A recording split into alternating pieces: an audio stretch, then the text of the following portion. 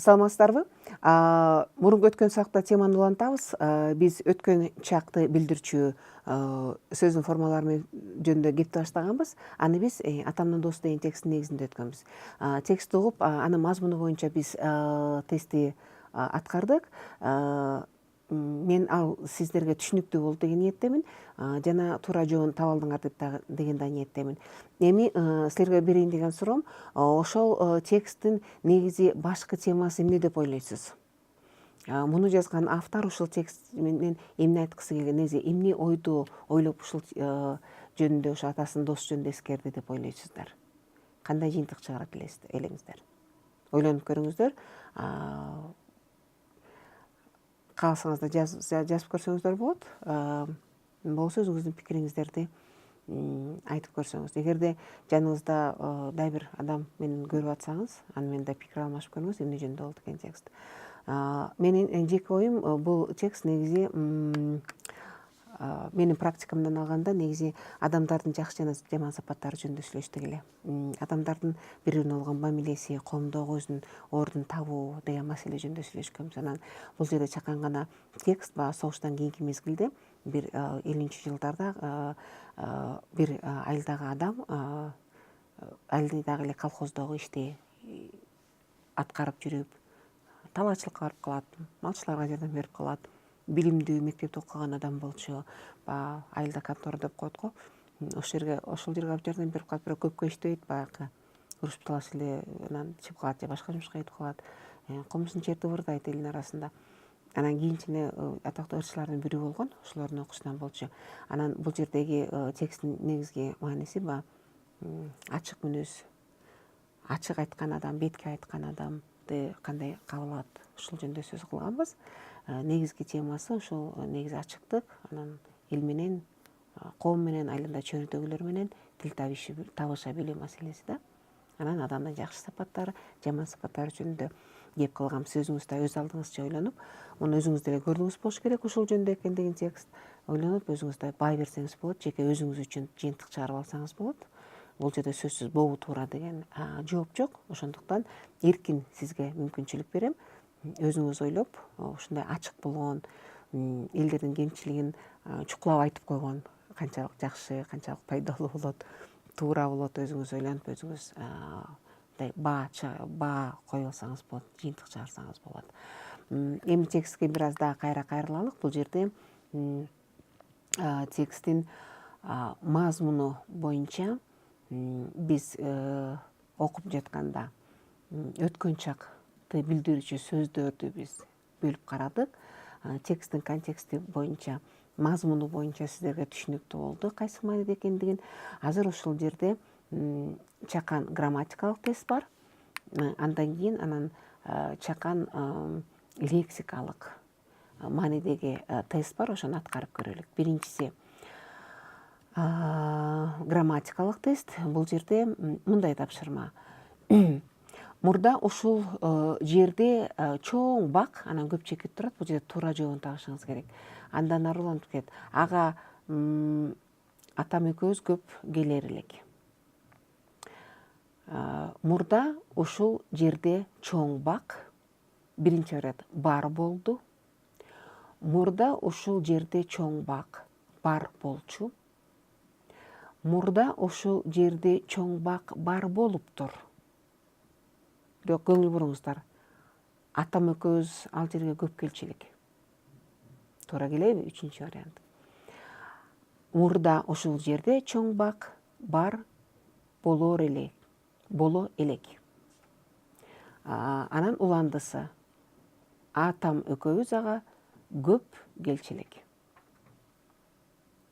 Ойлонуп көрүңүздөр, кайсы туура келет? Албетте, мурда ушул жерде чоң бак бар болчу. Себеби этиштин болчу деген формасы чу кошулган. Бар болчу, келчү, айтчу, күлүп койчу, ырдачу деген форма. Ал деген өткөн мезгилде, азыркы кеп болуп аткан учурга чейинки өткөн мезгилде кайсы бир кыймыл аракет кайталанып турган улам. Же болбосо узак убакыт болгон, узак убакыт. Анан бул ушул сүйлөмдүн мазмунун карасак, мурда ушул жерде бак болчу. Логикалык жактан алганда деле чоң бак мисалы бир эле жолу туруп бир мүнөттөн анан кетип калбайт да, жеп жок болуп кетпей турабы. Ал кайсы бир узак мезгилде адамдын мурунку бир жашоосунда кайсы бир мезгилинде, бир мезгил аралыгында, узакка созулган. Ошол жерде бак бар болгон экен. Кийин кайсы бир себеп менен кыйылып калгандыр, же дагы бир башка нерсе себеп болгондур.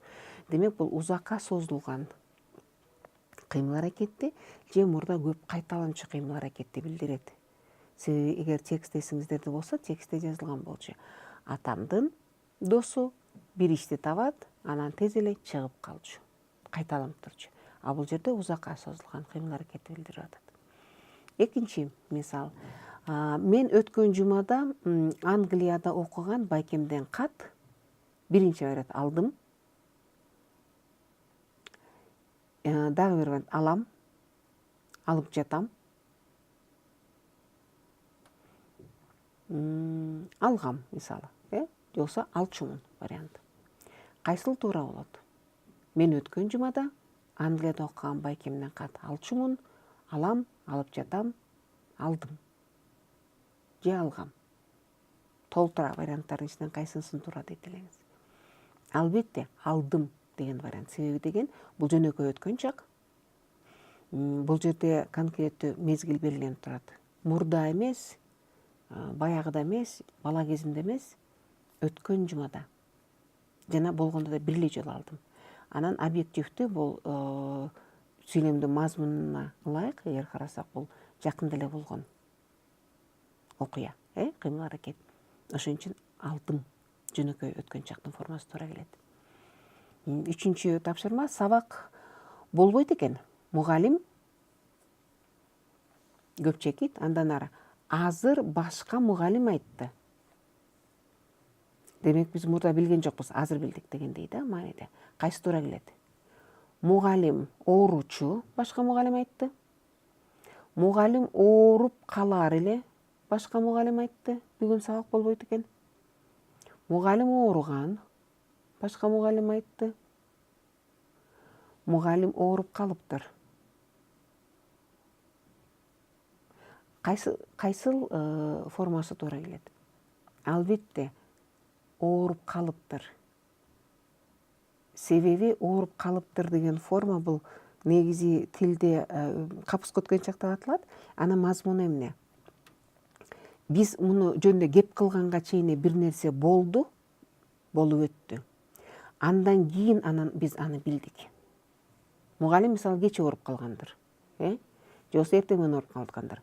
Бирок биз аны сабакка келгенде башка мугалимден билдик, башка адамдан. Биз мугалимдин ооруп жатканын көргөн жокпуз, өзүбүздүн мугалимдин. Биз анын үстүнөн чыккан жокпуз. Бирок биз аны башка адамдан уктук. Ошол окуя болгонун, кыймыл аракет болгонун. Ошон үчүн калыптыр деген форма туура болот. Төртүнчү тапшырма, мектепте жүргөндө, интернетте иштегенди көп чекит. Себеби компьютер жок болчу. Мектепте жүргөндө, компьютерде иштегенди билген жокмун, билбейм, билчү эмесмин, билбей элемин. Кайсы форма туура келет? Себеби кыргыз тилинде этиштин формалары түрдүү көп. Модалдык маани бар, кошумча маани берчү мындай формалар бар. Түрдүү чактарды билдирүүчү форма бар. Бул жерде кайсы туура келет? Бул жерде жардамчы сөз, сизге таяныч боло турган сөз бул мектепте жүргөндө. Анан дагы экинчи сүйлөмдүкү, себеби компьютер жок болчу, бул өткөн чак экен да. Мектепте жүргөндө, компьютерде иштегенди билчү эмесмин туура форма. Себеби сиз мектепте бир күн окуган жоксуз, бир жолу окуган жоксуз, ошон үчүн жөнөкөй учурчак туура келбейт. Билчү эмесмин, то есть узак убакыт бою 10 жыл окудуңузбу, 11 жыл окудуңузбу, ошол мезгил аралыгында өткөн мезгилдеги узакка созулган кыймыл аракет туурабы? Ошон үчүн бул жерде билчү эмесмин туура форма болот. Анан акыркы грамматикалык тапшырма бул ал өз мезгилинин белгилүү адамдарынан болгон, боло элек, болду, болор. Кайсы форма туура келет? Болгон, өз мезгилинин белгилүү адамдарынан, боло элек, болду, болор. Бул жерде ар кайсы форманы дагы таба салат, эки форманы жоктон дейчи. Бирок деген биз өткөн чак жөнүндө айтып жатабыз да, ошон үчүн өз мезгилинен белгилүү адамдарынан болгон, бул белгисиз өткөн чак деп аталат. Бул кайсы мезгилде болгонун тактабасак дагы биз жалпы мындай белгисиз өткөн чак бир топ убакыт мурун болгон. Анын дагы бир мүнөздөмөсү, бул форманы колдонгондо негизи кандайдыр биографиялык маалыматты берип жаткандай бир жалпы мурда болгон, негизи факт маанилүү да, качан болгону мааниге эмес. Бул жерде убакытты билдирүүчү так сөз жок да. Ошон үчүн бул жерде а деген вариант, болгон деген вариант туура болуп эсептелинет. Бул грамматикалык тапшырмаларда мисал болду. Биз өткөн чактын кайсынысы туура келе тургандыгын сүйлөмдүн мазмунуна, сүйлөмдүн контекстине карата аныктаганга аракет кылдык. Бул жерде мезгилди билдирчү тактоочу сөздөр жардам берди. Биринчиден мурда, өткөн жумада, мектепте окуп жүргөндө. Анан экинчиден дагы бир кошумча сүйлөм дагы жардам берди. Мисалы, атам экөөбүз көп келерлик ал жерде, демек менин көзүмчө болуптур, көргөм, болуптур деген сорт туура келбейт. Же болбосо мугалим айтты, башка киши айтты, кошумча жардам берип атат да. Демек контекст, анан мезгилди билдирүүчү сөздөр өткөн чактын кайсы формасын тандап алыш керектигине жардам болот.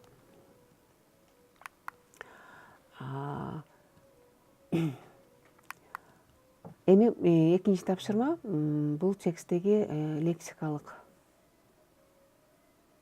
бөлүп алдык эле, бир өзгөчө сөздөрдү, ошолор жөнүндө болот.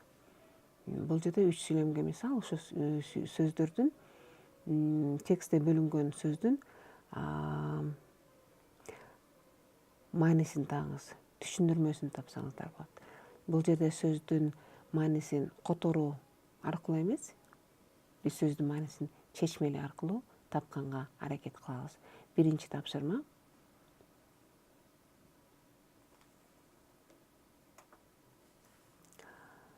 Бул документтерди окуп чыгып, кемчиликтери болсо айтыңыз. Бул жерде бөлүнгөн сөз кемчиликтери. Ушул сөзгө карата түшүндүрмөнүн 3 варианты берилген. Кайсынысы туура дейт элеңиз? Биринчи вариант. Кемчиликтери деген бул бир нерсенин же бирөөнүн башкалардан айырмалоочу белгиси. Экинчи вариант. Бул бир нерсенин же бирөөнүн түшүнүксүз же талаштуу жагы. Үчүнчү вариант. Кемчиликтери бул бир нерсенин же бирөөнүн жетишпеген жери, начар жагы. Кайсыл вариантты туура деп ойлойсуз? Ойлонуп көрүңүз. Экинчи.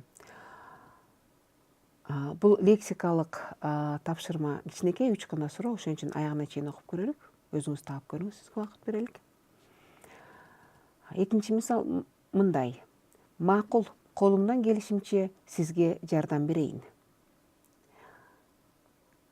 Биз талдай турган сөз айкашы колумдан келишинче. Кандай дейсиз? Мунун кандай мааниси бар? Кандай чечмелейсиз? Биринчи вариант. Мүмкүн болушунча, жасай алышымча. Экинчи вариант Б. Колумдан келишинче деген колумда бир нерсе болгондо дегенди билдирет. Үчүнчү вариант. Бул колумдан келишинче деген колум бош болгондо эле дегенди билдирет. Кандай дейсиз? Кайсы вариант туура болот?